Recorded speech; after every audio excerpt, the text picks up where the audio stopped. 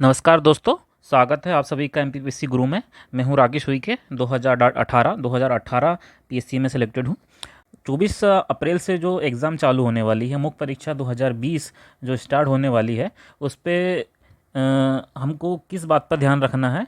और एक गलती जो मैंने नोटिस किया था 2019 में, जब मैं लिख रहा था, मेंस लिख रहा था 2019 का, छोटी सी गलती है लेकिन उसका परिणाम जो है हमें बहुत गहरा पड़ता है ना।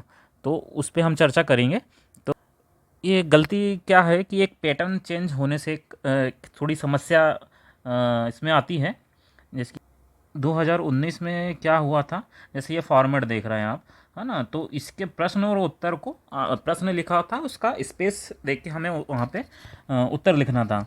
ठीक है, तो गलती सिर्फ यहीं पर होती है कि जो 19 में इस पैटर्न में, है ना, इस पैटर्न में हमें दिया गया था, साथ में एक प्रश्न पत्र भी देते हैं, है ना। ये प्रश्न उसमें लिखा होता है। ठीक है, तो उसमें होता है क्या, हम प्रश्न पढ़ते हैं और उसका उत्तर हम यहाँ लिखते हैं, है ना। तो इसमें तो ठीक है, आपको पूरे प्रश्न लिखना है, आप इसी से पढ़ के लिख सकते हैं ना। लेकिन कई बार क्या होता है कि हम प्रश्न पत्र को पढ़ते हैं कि उसमें टिक लगाते हैं कि हमने इसको लिख लिया है ना, ये शेष रह गया है। हम क्वेश्चन पढ़ते हैं और प्रश्न पढ़ा और डायरेक्ट यहाँ पर लिखना चालू कर देते हैं। ठीक है, तो उस स्थिति में होता क्या है कि हमने यहाँ प्रश्न जो पढ़ा है, प्रश्न क्रमांक 2, है ना, जैसे प्रश्न क्रमांक 2 का 2 है। ठीक है, और यहाँ तो हमने प्रश्न पढ़ लिया, लेकिन जब हम उत्तर लिखने जाते हैं तो हम प्रश्न पढ़ते नहीं हैं और किसी तीसरे में तीसरे क्वेश्चन में लिख लिया, है ना। और इसका क्वेश्चन जो है हमको आता था, है ना, ये वाला प्रश्न का आंसर हमें आता है। ठीक है, लेकिन यहाँ हमने दूसरे प्रश्न का आंसर लिख दिया है जो हमें आता है। ठीक है, तो अब हुआ क्या कि ये क्वेश्चन तो हमारा पूरा गलत हो गया, क्योंकि अब इसके लिए जगह तो बची नहीं है। ठीक है, अब दूसरा क्वेश्चन जो है, जैसे ये है, ये वाला क्वेश्चन ले लेते हैं ना। ठीक है, अगर ये क्वेश्चन हमको आता है, इसका जवाब हमने इसमें लिख दिया। ठीक है, तो ये एक क्वेश्चन तो गया। ठीक है, और फिर से कि हमें दोबारा मेहनत करनी पड़ेगी, इसको उतारना पड़ेगा यहाँ पे। ठीक है, तो इससे क्या होगा कि एक तो टाइम की कमी होगी।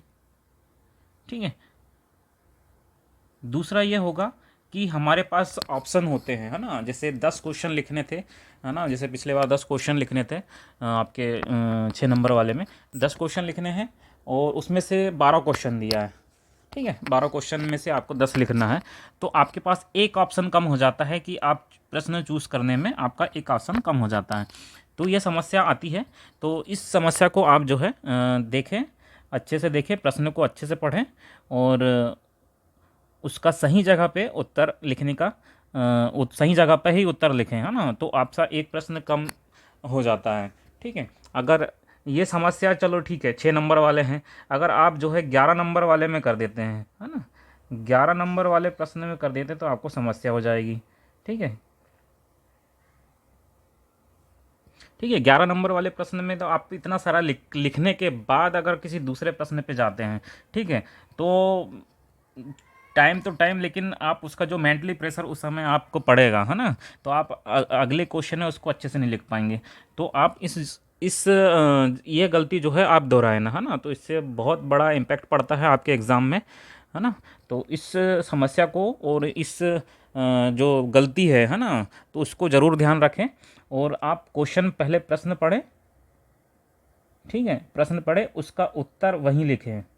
ठीक है, आप प्रश्न पत्र में पढ़ रहे हैं, प्रश्न पत्र में अगर आप पढ़ रहे हैं तो भैया तो आप जो है उसको उत्तर पुस्तिका में अवश्य चेक करें कि आपने कहीं किसी प्रश्न में कोई गलत उत्तर ना लिख दिया हो, है ना। तो इस पे ज़रूर ध्यान दें। ठीक है, तो ये गलती जो है मेरे साथ हुई थी, मैंने खुद किया था, तो इसलिए मैं आपको बता रहा हूँ कि ये गलती ना करें। ठीक है, तो इसी के साथ ही आप ऑल द बेस्ट एग्ज़ाम के लिए। नमस्कार।